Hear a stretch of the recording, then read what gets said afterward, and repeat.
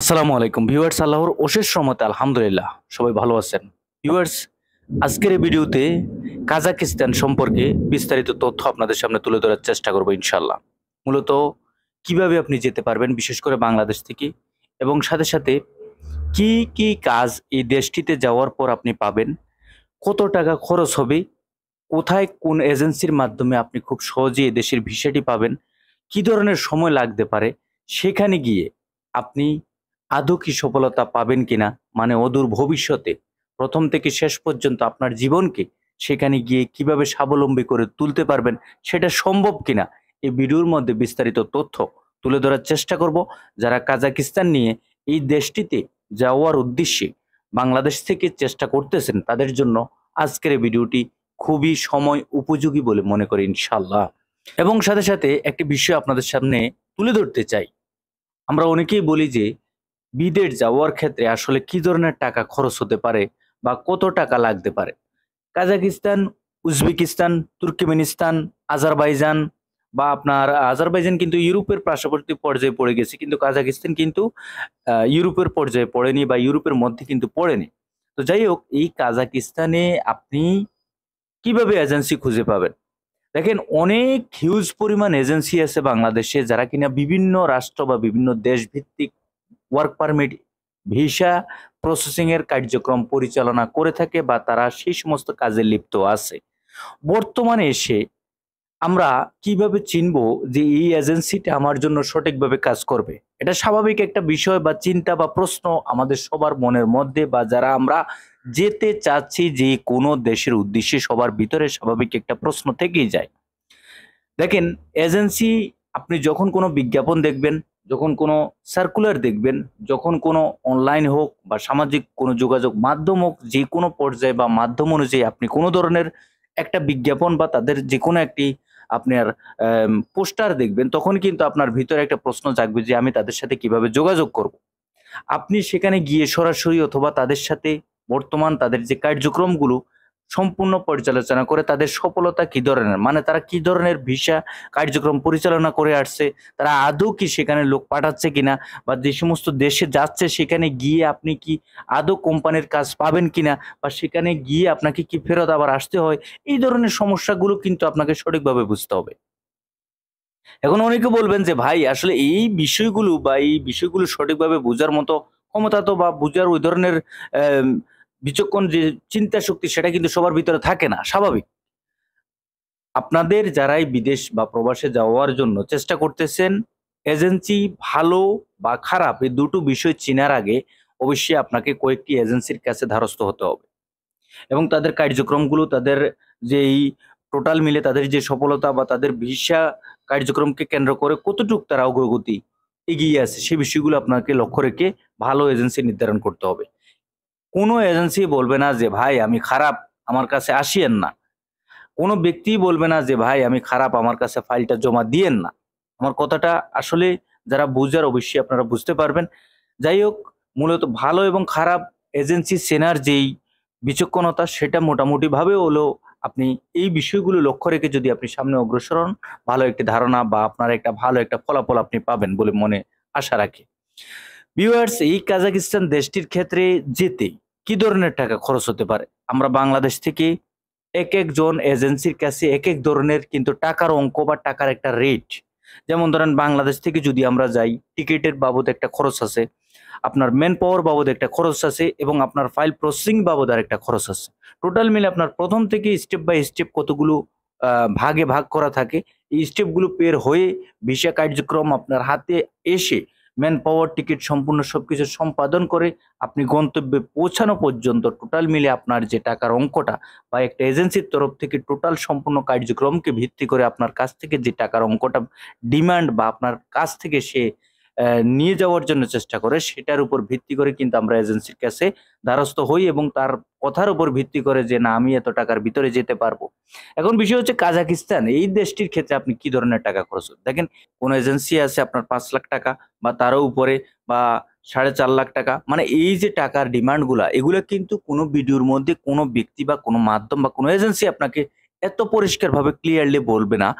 আমি এই চ্যানেলের মাধ্যমে আপনাদের সামনে যতটুক পারি বর্তমান যে সমস্ত দেশ নিয়ে আলোচনা করতে চাই বা করি, অনেকে প্রশ্ন করেন যে ভাই কত টাকা খরচ হবে? আসলে আপনাদের প্রশ্নগুলো যে পরিমাণ আসতেছে বা আমি ভালো এজেন্সি পাবো কোথায়? ওই সমস্ত প্রশ্ন মানে যত বেশি প্রশ্ন বা কমেন্ট আসে একটা বিষয়ের উপরে, সেই বিষয়গুলো লক্ষ্য রেখেই কিন্তু আপনাদের সামনে তুলে ধরার চেষ্টা করি। আসলে এই দেশটির ক্ষেত্রে আপনি এই অ্যামাউন্ট থেকে এত থেকে এত টাকার ভিতরে আপনি সেখানে পৌঁছতে পারবেন।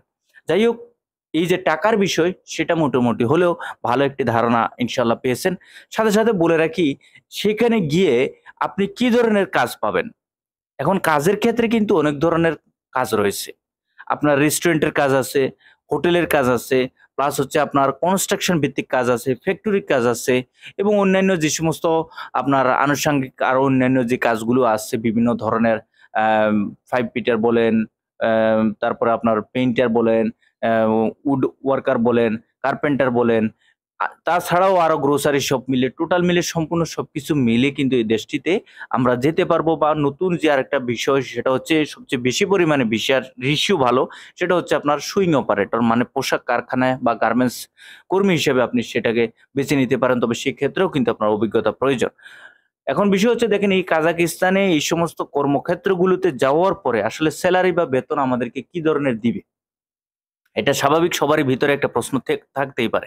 সেলারি এবং বেতন আপনাকে টোটাল মিলে যেই মোট বেসিক যে সেলারিটা সেটা হচ্ছে আপনার $400 থেকে $450।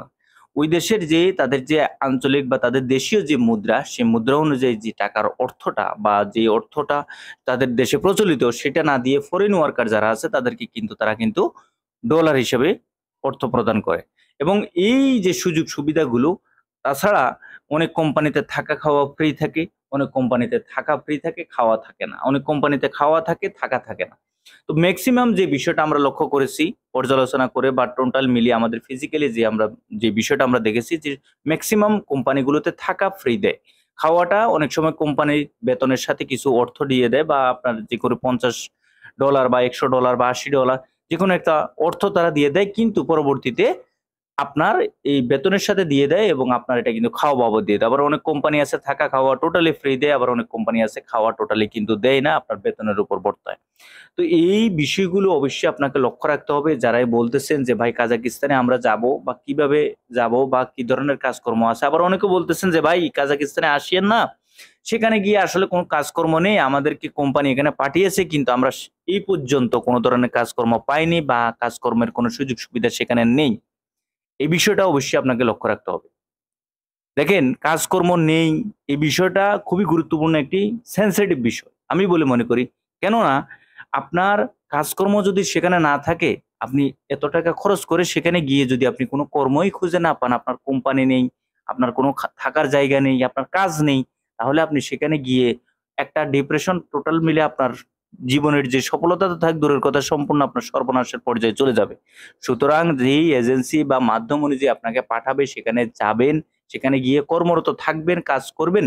তাদেরকে উদ্দেশ্য করে তাদেরকে ১ম অবস্থায় কিন্তু আপনাকে বুঝে শুনে সম্পূর্ণ সবকিছু বিচার বিশ্লেষণ করে আপনাকে সেখানে যেতে হবে যে না ঠিক আছে, এইভাবে একটা এগ্রিমেন্ট করে চুক্তির মাধ্যমে আপনি সেখানে গিয়ে 100% ওভার সিউর হয়ে আপনি কাজ পাবেন।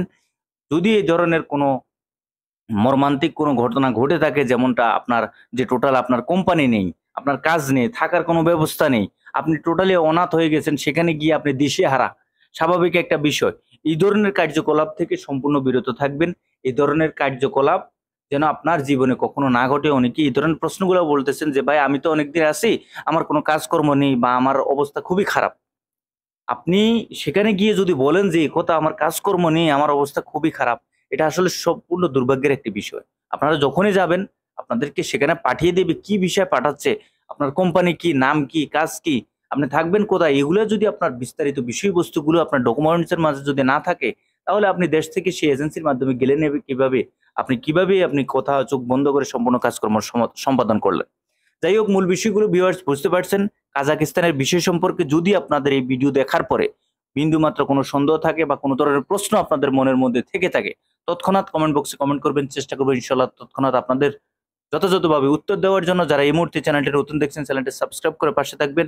আমাদের ফেসবুক পেজটি যারা ফলো দেননি, ফলো দিয়ে সঙ্গে থাকবেন নিত্য নতুন আপডেটগুলো জানার জন্য। সবাই ভালো থাকবেন, সুস্থ থাকবেন। আগামীতে নতুন কোনো আপডেট নিয়ে খুব শীঘ্রই ইনশাল্লাহ আপনাদের সামনে উপস্থিত হবো। আল্লাহ হাফেজ।